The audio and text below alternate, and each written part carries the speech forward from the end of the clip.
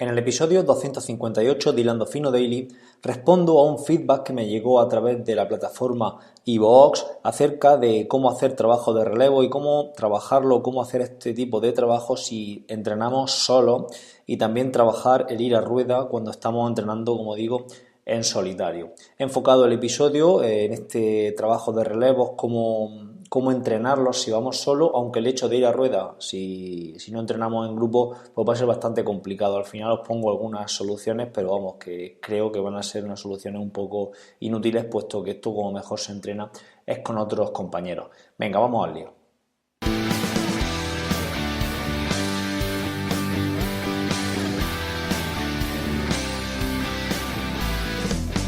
Buenos días, tardes o noches familia, bienvenidos a este episodio 258 de Hilando Fino Daily, el lugar donde expreso todo aquello que se me va pasando por la cabeza sobre el deporte en general y el triatlón en particular.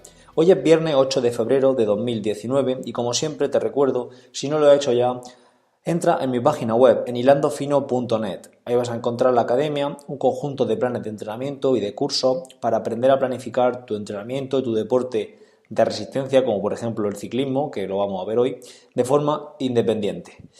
Venga, vamos con este episodio 258, episodio que como he dicho viene motivado por un feedback, un mensaje que me llegó a través de la plataforma de escucha iVoox, y bueno, es de York, que me escribe bastante por ahí por esa plataforma, y me comenta, perdón, me comenta si podría hacer un daily para enseñar a ir a rueda y a lidiar con el viento a aquellos que salen en solitario.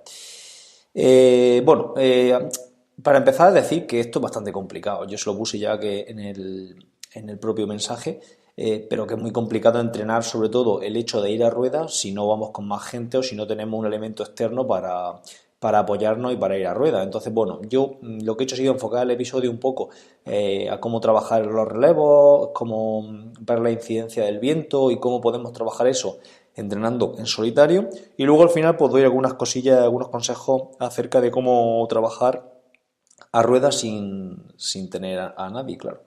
Bueno, venga, vamos con el principio.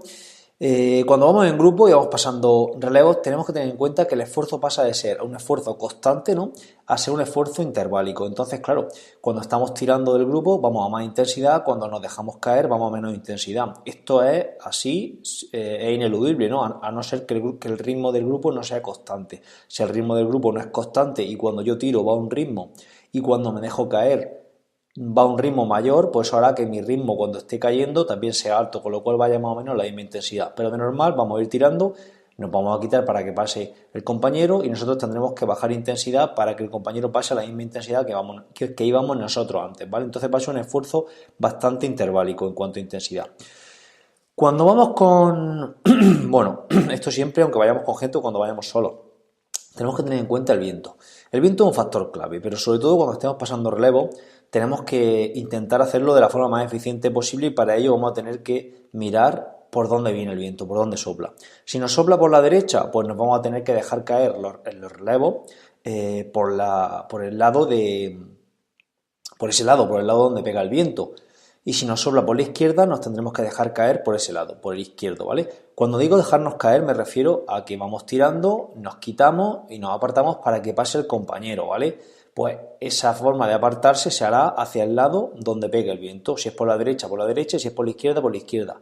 ¿Y esto por qué se hace así? Pues porque si nos pega el viento por la izquierda y me dejo caer por la derecha, mi compañero que va a pasar, o los compañeros del grupo que van a pasar a los relevos, van a pasar enfrentándose al viento y tenemos que procurar lo contrario, que la gente que pase al relevo pase lo más fresca posible y pase resguardada, ¿no? Entonces nos dejaremos caer al mismo lado del lado que pega el viento, ¿vale? Esto es algo que parece sencillo, pero luego cuando vamos compitiendo, sobre todo cuando estamos entrenando y vamos a alta intensidad, es complicado en ocasiones verlo porque hay que estar visualizando el viento y demás, y luego se nos olvida y esto es importantísimo. Entonces a mí incluso cuando estoy haciendo relevos con mi grupo de entrenamiento y demás, en ocasiones cuesta muchísimo trabajo ver por dónde pega el viento, tiene que dar muy fuerte en ocasiones para poder verlo, pero tenemos que estar atentos a esto y estar muy hábiles y cuanto más lo entrenemos pues mejor nos va a salir, ¿no?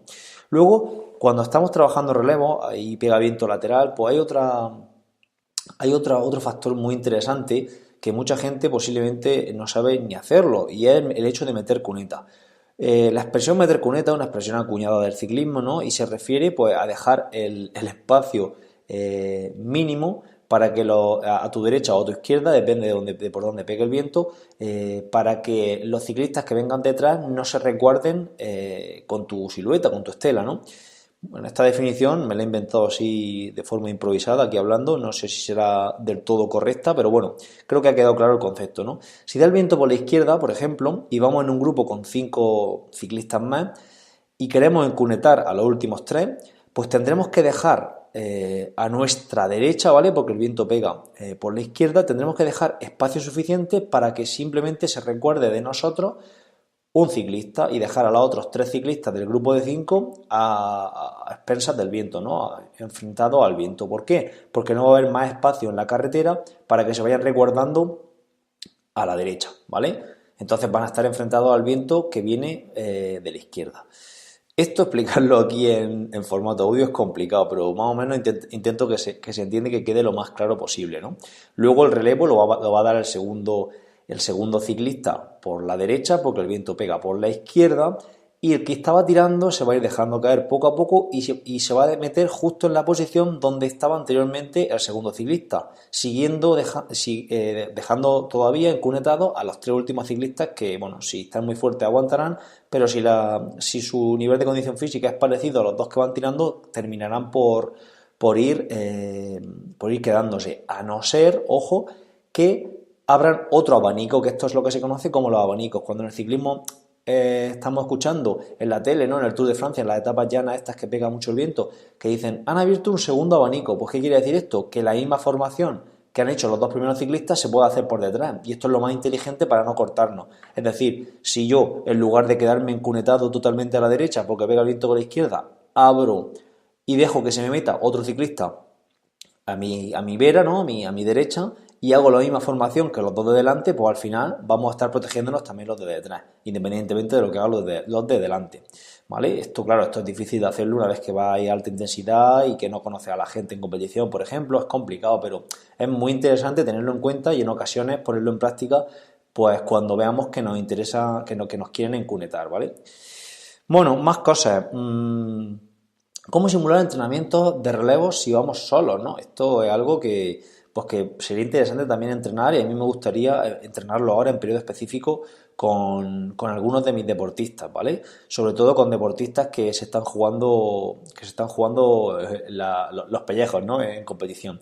Bueno, pues estos trabajos, ¿cómo se realizan? Pues voy a poner un par de ejemplos, y con un ejemplo yo creo que para muestra un botón, ¿no? Por ejemplo, 2 de 15 minutos, 2 series de 15 minutos, hacemos 20 segundos en zona 5, 40 segundos en zona 3, ¿vale? Estamos simulando cuando estamos tirando en zona 5, zona 4, 5, y luego los 40 segundos los hacemos en zona 3. Estamos haciendo 30 minutos fraccionando muchísimo el trabajo y simulando esos pequeños arreones de intensidad que se dan cuando estamos tirando en los relevos.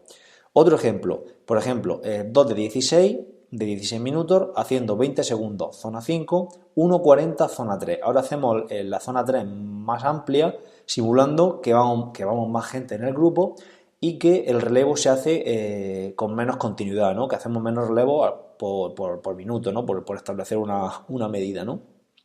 Entonces, pues hacemos los tramos en zona 3 más prolongados y el tramo de zona 5 igualmente de 20 segundos. En fin, se trata de asemejar como digo, esos pequeños aumentos de intensidad de los relevos.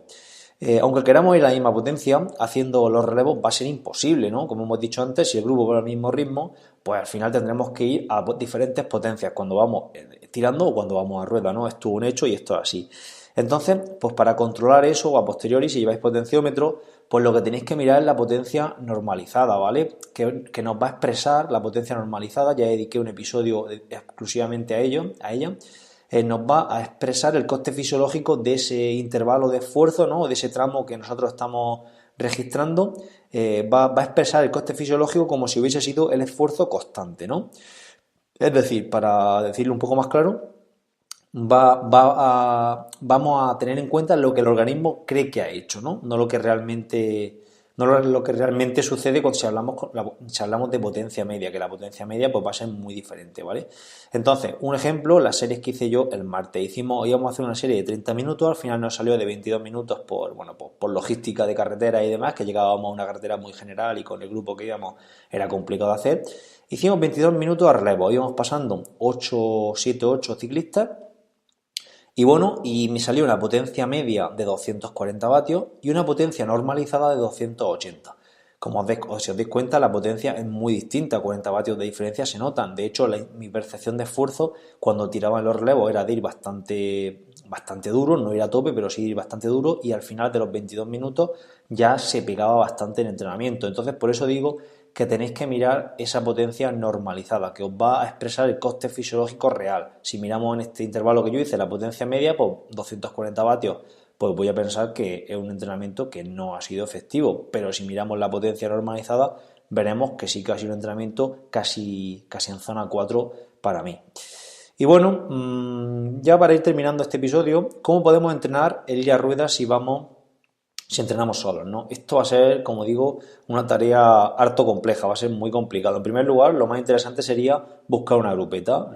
En prácticamente todos los pueblos y todas las ciudades más incluso, pues salen grupetas los fines de semana y bueno, hoy por hoy podemos buscar en Strava grupos, podemos buscar algún foro o incluso, bueno, yo creo que no es difícil encontrar algún amigo que os pase un contacto o alguna persona que os pase un contacto de alguien que hace bici.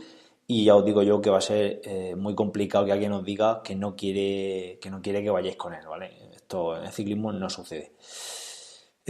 Si no tenemos posibilidad de ir a rueda con nadie, con ninguna grupeta, pues esto no sé yo hasta qué punto puede ser legal y no, yo no recomiendo mucho hacerlo, salvo en contadas ocasiones, algún amigo o vuestra pareja o, en fin, un familiar que os haga transmoto. Ya os digo, no sé hasta qué punto esto podrá ser legal, el hecho de ir tan pegado a una moto. Yo he hecho transmoto con algún ciclista, un ciclista que estaba compitiendo en Copa de España y que quería que estuviera a un nivel bastante alto, y hemos hecho algunos entrenamientos transmoto.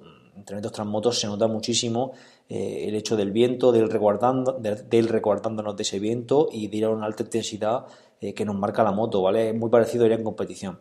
Entonces, pues bueno, si podéis hacerlo, pues no sé, ya os digo que yo no lo recomiendo en casi nadie, pero bueno, en determinados ciclistas, pues a lo mejor puede ser interesante. Ya os digo que no sé cómo de legal será eso, ¿eh? Y luego, por último, una cosa que se me ha venido a la mente mientras estaba haciendo este episodio es la visualización.